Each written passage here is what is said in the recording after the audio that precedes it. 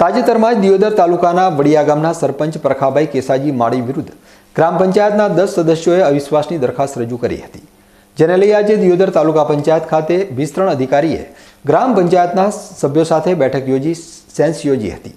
Sense દરમિયાન સરપંચ વિશ્વાસનો મત જીતવામાં સફળ રહ્યા છે. અવિશ્વાસની દરખાસ્ત રજૂ કરનાર સદસ્યો સરપંચ વિરુદ્ધ અવિશ્વાસની દરખાસ્તના મતો 2/3 જેટલી બહુમતી મેળવવામાં નિષ્ફળ રહ્યા હતા.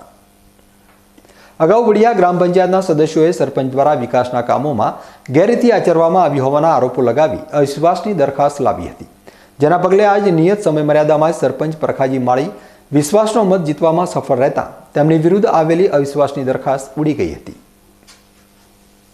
વડિયા ગામમાં જે અવિશ્વાસની દરખાસ્ત જે અત્રે મળેલી એમાં જે સરપંચ વિરુદ્ધ 15 દિવસમાં સરપંચશ્રીએ બેઠક બોલાવવાની થાય, પણ એમને બેઠક ના બોલાવતા અત્રે દરખાસ્ત મોકલી આપી હતી તલાટી કે મંત્રીશ્રીએ, જેના આધારે અમે 15 દિવસમાં બેઠક બોલાવવા હુકમ કરેલ.